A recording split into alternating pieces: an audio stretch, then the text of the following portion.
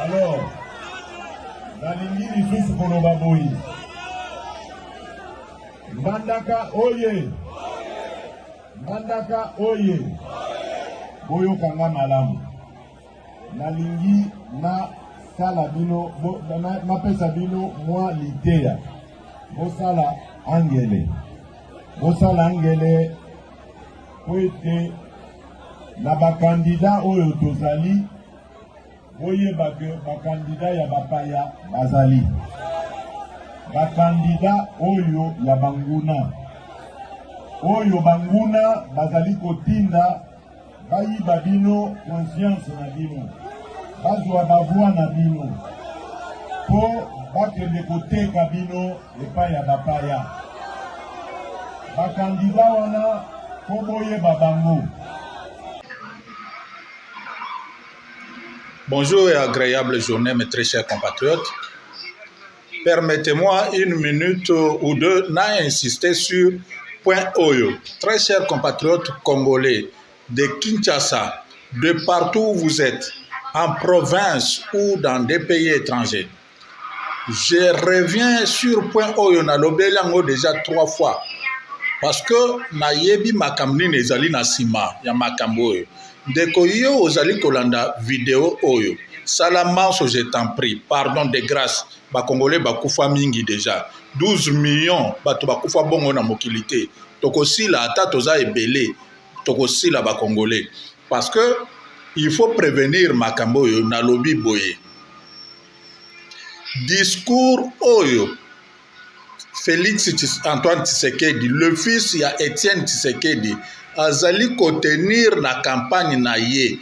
Oyo batu na ye ba perpétré, ba kaboli yango ba komi campagne mobimeza fondée na appellation Mopaya.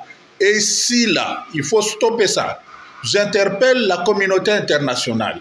Bola Mouka, parce que il ne faut pas venir compter de dégâts ou vouloir éteindre les faits, mais il faut maintenant arrêter ce discours qui est compliqué. Pourquoi discours wana nao insisté que zali mabe très mabe? Parce que tokende na balangue nyonso ya Congo. Soki ozoloba ou interpréter ce qui est appelé Mopaya là, ça ne renvoie pas aux occidentaux. Ezali mutu oya uti province mususu, mboka mususu aye kovanda na mboka wana. Tant avandi na province wana bazalaka toujours considéré comme Bapaya. Et cette appellation ya Bapaya ebomisa des millions de Kassaïens. Ebomisa des millions et des millions ya ba peuple mususu parce que bazwaka bango des étrangers. Moi je prends l'exemple il y a année 89-90. Même les années d'indépendance. Bapaya wana ebomisa na 59 et divisé peuple moko bana mutu moko le Lubakasai. Bakufa ebele bami déplaça ebele et nous wana izali ti le discours wana izali ko continuer. Monsieur Félix Antoine, faites très attention parce que discours de division bozala nango toujours. Rappelez-vous l'histoire ya Munkamba. Rappelez-vous l'histoire oyo oyoka ou bien bayebisa yo ezali histoire ya nani Kambala Kamujimbi. Il faut éviter, retenir. Vous n'avez pas vécu ce qui s'est passé à Lubumbashi. Vous avez honoré Kyungu Wakumanza. Vous avez donné des grades à John Numbi. Mais vous ne savez pas combien de gens ont donné leur vie. Arrêtez ce discours-là parce que dans nos langues, ça signifie autre chose. Ça signifie que Moutouaouti province. Alors pensez demain ou après-demain que Oyo Aouti, par exemple,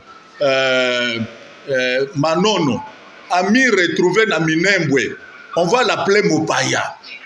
Dans la langue ya Minembwe, aza Mopaya. Oya Wuti Kasai, ami retrouvé par exemple na Bwende, aza Mopaya. Ce sont des histoires. Vous avez fait 5 ans au pouvoir. Vous avez prétendu avoir fait 37 ans dans l'opposition. Il faut déjà tirer les conséquences de la politique congolaise. Partagez la vidéo s'il vous plaît. Abonnez-vous pour que d'autres qui peuvent. Vous pouvez même copier. Après, vous pouvez rendre cette vidéo. Il y a binomoko. Pour qu'on arrête cette histoire. Partout où ils parlent que de ça. C'est toi qui as fait des mots. Si vous visez Moïse ou vous visez quelqu'un d'autre, il y a des vidéos sur ce que tu as dit sur Moïse Katumbi. Il y a des vidéos sur ce que tu as fait avec Moïse Katumbi. Il y a des vidéos sur ce que tu as dit sur le docteur Mukwege. Mais mopayango nga na otu na bino depuis na banda na batunani wana. Dans des messages, arrêtez de m'envoyer des messages, de m'appeler pour me dire non de Konabiso Macha Moumenu, c'est faux. Si vous voulez parler des appartenances, vous voulez voter sur des appartenances, il y a plusieurs Kassaïens très valables, très viables. Oh, bako dirigeant Bokawana. Même na liste où il bazo salana bakassaïens et belé bazali. Prenez par exemple notre ami Noël Tchani. Prenez Sesanga. Prenez Rex Kazadi. Ce sont des loupas. Alors il faut arrêter. Battez campagne sur base de ce que vous avez fait. Arrêtez de diviser le peuple. Arrêtez de dissimuler message Yakao. Félix, arrêtez de faire ça. Vous avez été peut-être sous couverture de votre papa, mais vous n'avez jamais vécu la politique que nous autres, nous avons vécu. Ton papa a profité des divisions. Il avait commencé par des divisions. Il faut arrêter qu'on ne vous parle pas de l'histoire du pays. Arrêtez ça. Arrêtez ça parce que le peuple doit vivre ensemble. Partout où il se retrouve, il est chez lui. Mobutu a beaucoup travaillé pour qu'on ait l'unité nationale. Et demain, tu vas nous tromper que tu as besoin de l'unité nationale et de l'amour. C'est faux. Arrêtez de dissimuler le discours où il y a un, il y a Bapaya. Bapaya, qui est Mopaya au Congo? Ce qui est Mopaya, pourquoi?